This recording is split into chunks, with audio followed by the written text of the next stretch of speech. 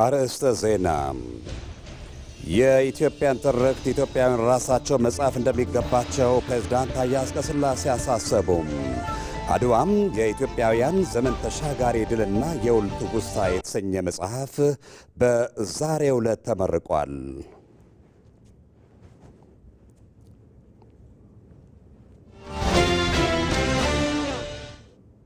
በአዲስ አበባና በተለያዩ የኢትዮጵያ ከተሞች ታላቅ ጎዳና ላይ የጋራ ኢፍጣር በድምቀት ተከናወነ።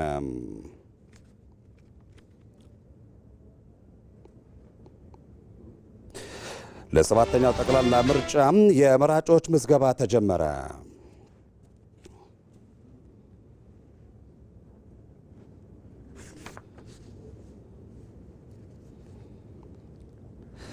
ጤና ይስጥልን። ከኢትዮጵያ ቴሌቪዥን አርዕስተ ዜናዎቹን በማስቀደም የምሽት ዜናችን ማቅረብ ጀምረናል። አብራችሁን ስለሆናችሁ ከልብ እናመሰግናለን። ወደ ቀዳሚው ዜናችን ተሻግረናል። የኢትዮጵያን ትርክት ኢትዮጵያውያን ራሳቸው መጻፍ እንደሚገባቸው ፕሬዝዳንት ታዬ አጽቀሥላሴ አሳሰቡም። ፕሬዝዳንቱ ይህንን ያሉት አድዋም የኢትዮጵያውያን ዘመን ተሻጋሪ ድልና የወል ትውስታ የተሰኘ መጽሐፍ በአድዋ ድል መታሰቢያ በደማቅ ሁኔታ በተመረቀበት ወቅት ነው። ወንደሰን አፈወርቅ ዝርዝሩ እንደሚከተለው ያቀርበዋል። አድዋ የኢትዮጵያውያን ዘመን ተሻጋሪ ድልና የወል ትውስታ የተሰኘው የታሪክ መጽሐፍ በአድዋ ድል መታሰቢያ በድምቀት ተመርቋል። በመድረኩ ፕሬዝዳንት ታዬ አጽቀሥላሴ እንዳሉት የአድዋ ድል አንድነትንና የሰው ልጆች እኩልነትን እንዲሁም የሀገር ፍቅርን የሚያስተምር ነው። ከአድዋ የምንወስዳቸው ትልቁ ቫልዩ አንድነትን ነው። የአንድነትን ጸጋና በረከት ነው። ሁለተኛው የሰውን ልጅ እኩልነትና ከበሬታ ነው፣ ዲግኒቲ ነው። ሶስተኛው የሀገር ፍቅር ወይም the love of a country ይባላል። በዓለም ተርታ የሚኖረንን አራተኛው ቦታችንንና እይታችንን ስለኛ ያለንን አመለካከት ፍንትው አድርጎ የገለጠ ነው። አድዋ በይኗል። ኢትዮጵያዊ ማንነት የሚባለው ዲፋይን አድርጎታል።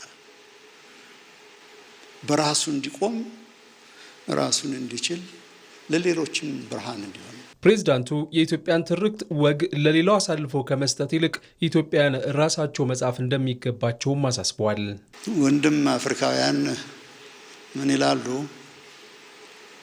የአሁንም ህመም ስለሆነ ነው።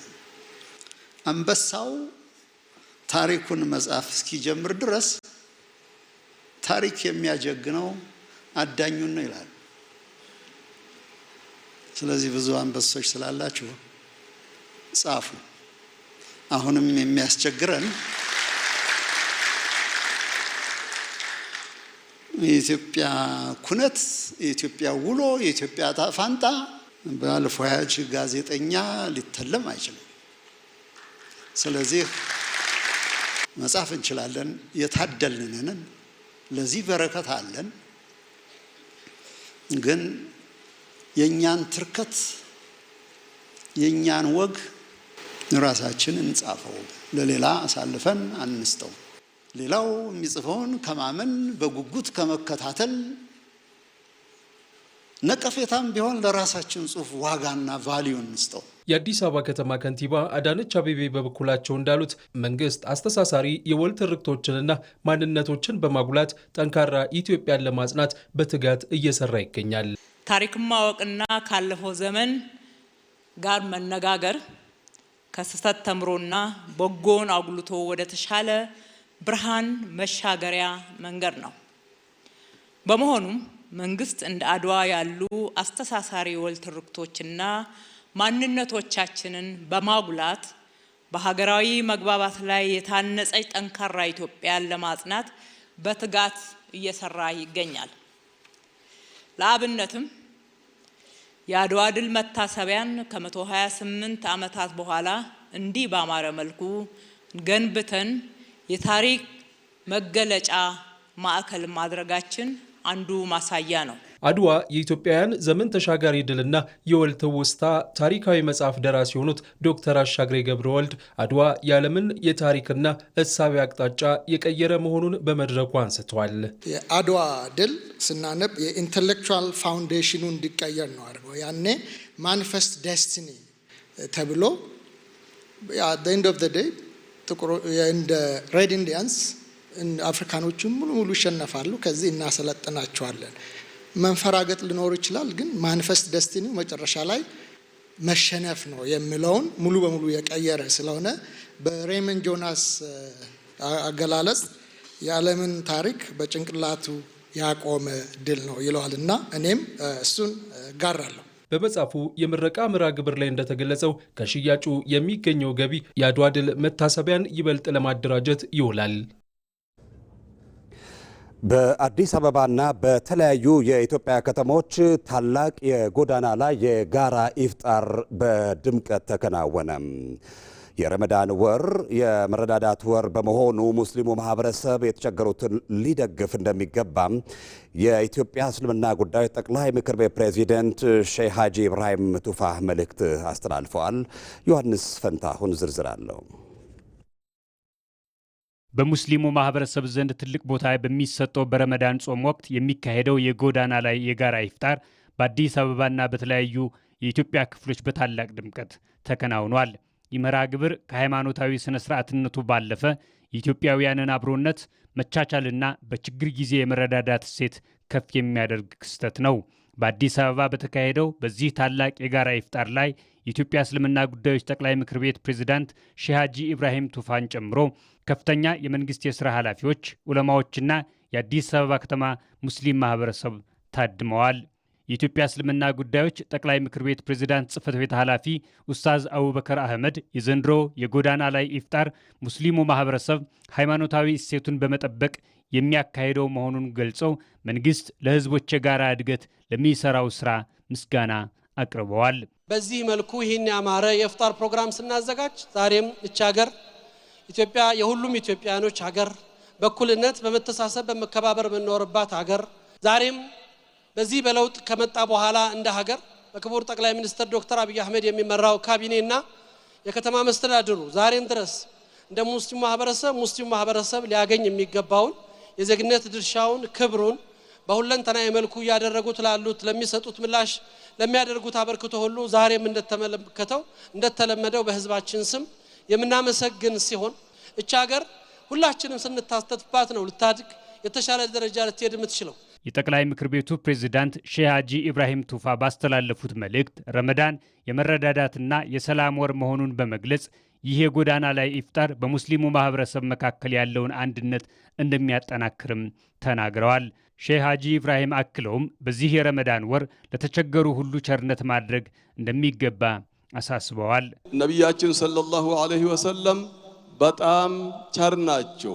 እጅግ ቸር የሚሆኑ የበለጠ በዚህ ረመዳን እንደሆኑ ነቢያችን ሰለላሁ ዐለይሂ ወሰለም ስለነገሩን ሁላችንም አብረን እንድንበላና እንድንጠጣ በተለይ በዚህ በረመዳን ውስጥ እንዳይራቡ፣ እንዳይራቆቱ፣ እንዳይቸገሩ አብረን እንድንበላ አደራ እያልኩኝ በዚህ ፍጥር የሚባለው የምናወጣቸው ዘካተል ፍጥር ደሃዎቹ ጋር ቶሎ ብሎ ከዒድ በፊት ደርሶ ከዒድ በፊት ማለት በረመዳን ውስጥ ሳይሆን ረመዳን ሊወጣ 2 ቀን 1 ቀን ሲቀረው ምስኪኖቹ ጋር ደርሶ ከራሳቸውም ኢፍጣር እንዲያወጡና እኛ ተደስተን ዒዱን እንደምንውል ሁሉ እነሱም በደስታ ዒዳችን ከኛ ጋር እንዲውሉ በየአላችሁበት በኢትዮጵያ ደረጃ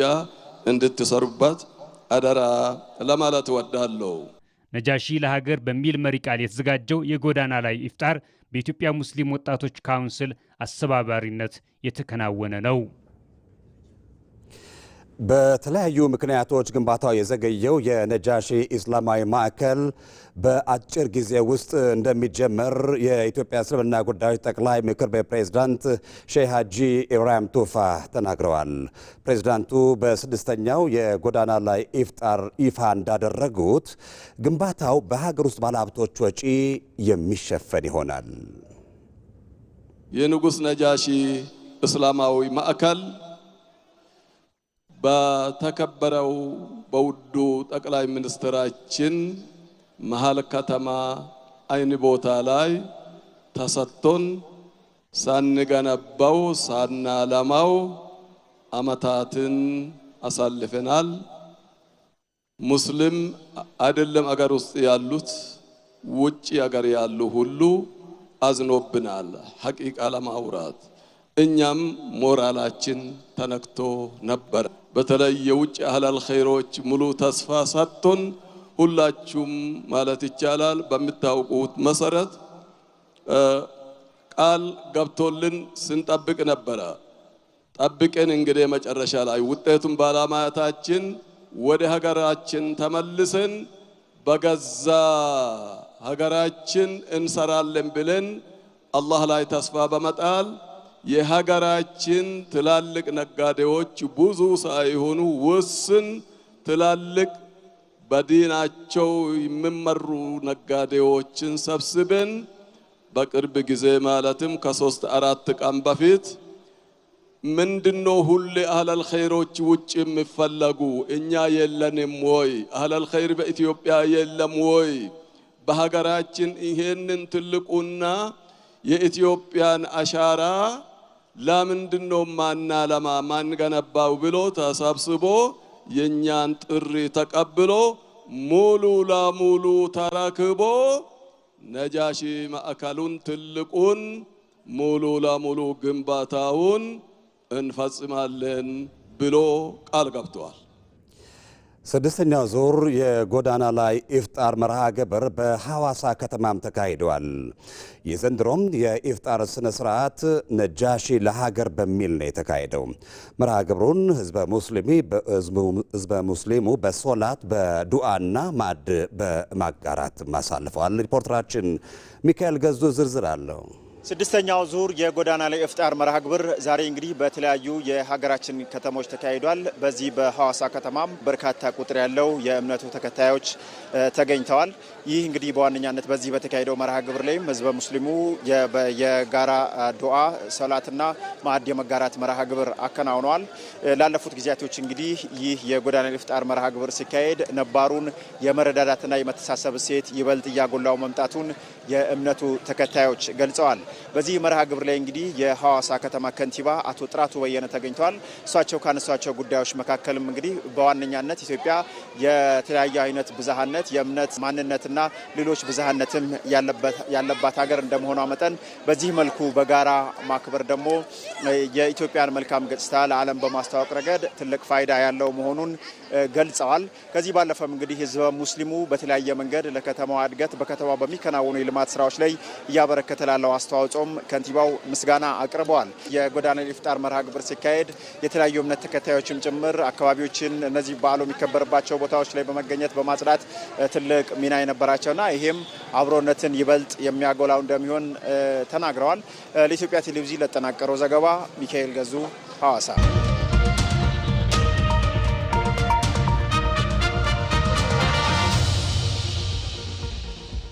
ወደ ምርጫ ዘገባችን ተሻግረናል። ለሰባተኛው ጠቅላላ ምርጫ የመራጮች ምዝገባ ተጀመረ። በዛሬው ዕለት በይፋ በተጀመረው የመራጮች ምዝገባ ዜጎች በየምርጫ ጣቢያው በመገኘት ምዝገባ ተካሂዷል። በተጨማሪ መራጮች በስልካቸው ምርጫዬ በተሰኘ መተግበሪያ በኦንላይን እየተመዘገቡ ነው። መራጮች ያላቸውን ዲሞክራሲያዊ መብት ለመጠቀም በየጣቢያዎቹ በመገኘት ምዝገባውን የጀመሩ ሲሆን ሂደቱም በተቀመጠው መርሃ ግብር መሰረት የሚቀጥል ይሆናል።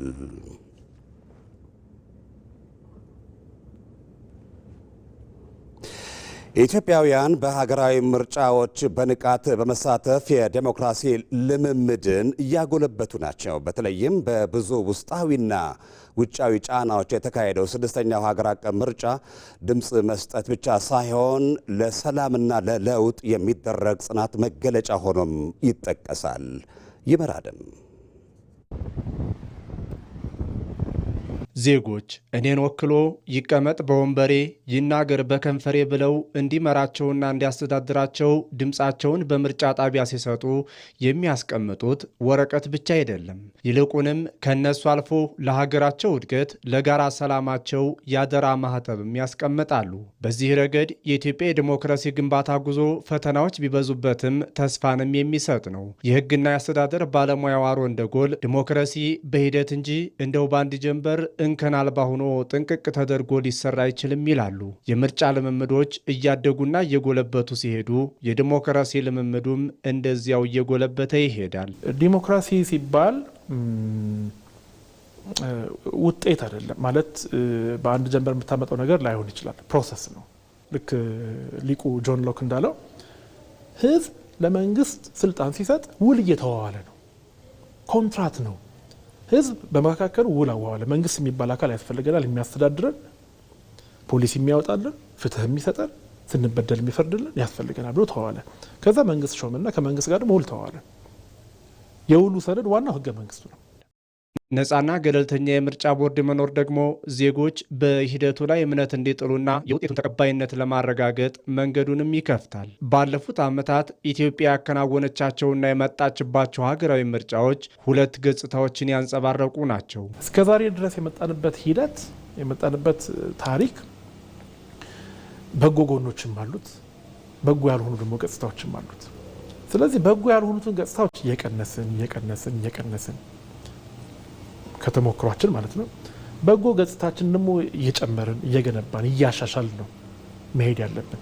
እስካሁን ድረስ 97ን የሚያክል ምርጫ አልተካሄደም አይደል? ህዝቡ በነቂስ ወጥቶ ግልብጥ ብሎ ወጥቶ ያው መጨረሻው ባያምር ማለት ነው። አሁን ደግሞ 97ን የሚያስንቅ ምርጫ በ2018 መካሄድ አለበት። ምርጫን እንደ ሰላማዊ የስልጣን ሽግግር መንገድ መውሰድ ለኢትዮጵያ ዘላቂ ሰላም ዋስትና የሚሰጥ ትልቅ ስልጣኔ ነው። ያ ሲሆን የኢትዮጵያ ሰላም ከምንም በላይ የጸና ይሆናል። ዛሬ የሚደረገው እያንዳንዱ የዲሞክራሲያዊ ምርጫ እንቅስቃሴ ነገ በሰላም በፍቅርና በአንድነት ለሚኖርባት ኢትዮጵያ የሚቆም ምሰሶ ነው። ምርጫ ዘላቂ ሰላም ለማስፋት ወሳኝ ሚና አለው። ሰላማችን እንዲደፈርስ፣ ሰላማችን እንዲታወክ፣ ሰላም እንድናጣ የመፍቀድና ያለመፍቀድ ጉዳይ የኛ ጉዳይ ነው። ድምፅ መስጠት ምርጫ ብቻ ሳይሆን ለሰላምና ለለውጥ የሚደረግ የክብር ውል ነው።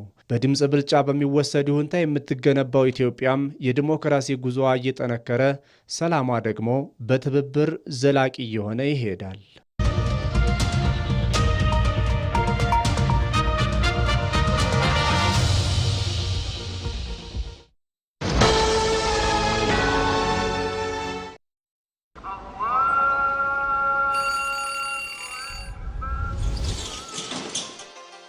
እነሆ ቸርነትና መተሳሰብ የሚጸናበት አንድ ሆነን የፈጣሪን ምሕረት የምንጠይቅበት ካለን አካፍለን አብሮነታችንን የምናጠናክርበት ልቦች የሚራሩበት እጆች የሚዘረጉበት የምንናፍቀው የረመዳን ወር መጣ።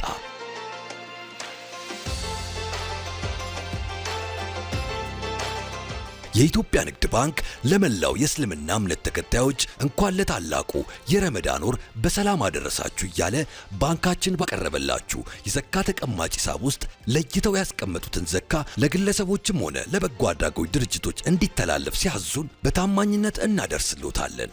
እርሶም የዘካ ተቀማጭ ሂሳብን በመክፈት ግዴታውን ያለ ድካም ይወጡ። ረመዳን ሙባረክ። ሲቢኢ ኑር የተሟላ ከወለድ ነፃ የባንክ አገልግሎት። የኢትዮጵያ ንግድ ባንክ ሁሌም የሚተማመኑበት ባንክ። ከኢትዮጵያ ቴሌቪዥን በቀጥታ የሚተላለፍላችሁ የሰዓቱ ዜናችን አሁንም እንደቀጠለ ነው። መቄዶንያ ያስገነባ የሚገኘውን ሆስፒታል ለማጠናቀቅ ከመጋቢት 6 ጀምሮ የገቢ ማሰባሰቢያ መርሃ ግብር እንደሚያከናውን ገልጿል። ማህበሩ ከዚህ ቀደም ለሆስፒታሉ ግንባታ ባደረገው የምዕራፍ 1 የገቢ ማሰባሰቢያ ፕሮግራም 1 ቢሊዮን ብር ገቢ ማሰባሰብ ችሏል። የገቢ ማሰባሰቢያ መርሃ ግብሩ በዋናነት በመቄዶንያ ዩቲዩብ ቻናል በቀጥታ ስርጭት መሆኑን የመቄዶንያ መስራች የክብር ዶክተር ቢንያም በለጠ ገልጸዋል። ህብረተሰቡ መጋቢት 6 ጀምሮ በገቢ ማሰባሰቢያ መርሃ ግብሩ ላይ እንዲሳተፍና የማህበራዊ ሚዲያ በማጋራትና ቀጥታ ስርጭቱን በማስተላለፍ እንዲተባበርም ጥሪ ቀርቧል። መቄዶንያ ያስገነባ የሚገኘው የሆስፒታል ህንፃ 54 ሄክታር መሬት ላይ ያረፈ ባለ 15 ወለል ህንፃ ነው። በመቄዶንያ እየተገነባ የሚገኘው ሆስፒታል ሲጠናቀቅ በተቋሙ ለሚገኙ ሰዎችና ለማህበረሰቡ በተመጣጣኝ ክፍያ አገልግሎት የሚሰጥ ይሆናል። መቄዶንያ የበጎ አድራጎት ማህበር በመላው ሀገሪቱ በሚገኙ 56 ቅርንጫፎች ከ9000 በላይ ሰዎችን እየረዳ ይገኛል። ማህበሩ በተለያዩ ክልሎች ተጨማሪ ህንፃዎችን በመስራት የበጎ ስራውን እያሰፋ መሆኑም ተገልጿል። ለገቢ ማሰባሰቢያው 0938 777 ወይም 097777 ስልክን መጠቀም እንደሚቻልም ተጠቁሟል። የኢትዮጵያ ሀገራዊ ምክክር ኮሚሽን የመወያያ አጀንዳ መረጣም እየተጠናቀቀ መሆኑን አስታወቀ። አዋዮቹ ተመርጠው ለስልጠና ዝግጅትም እየተደረገ መሆኑንም ኮሚሽኑ ገልጿል። ምክክሩ ወደ ጉባኤው እየተቃረበ ቢሆንም እስካሁን በምክክር ሂደቱ ያልተሳተፉ ወገኖች አጀንዳ አለኝ ካሉም ለምክክር ኮሚሽኑ እንዲያቀርቡም ኮሚሽኑ ጥሪ አቅርበዋል። ከኢትዮጵያ ቴሌቪዥን ለሰዓቱ የዘጋጁት ዜናዎቻችን እነዚሁ ናቸው። ከኛ ጋር ስለሆናችሁ ከልብ እናመሰግናለን። ሰለሞን መልሳን ዜናዎቹን በመምራት ከስቱዲዮና ስርጭት ባለሙያዎች እንደዚሁም ደግሞ ከዜና አርታያን ጋር በመሆን ቆየው። በያላችሁበት ጤና ይስጥልን።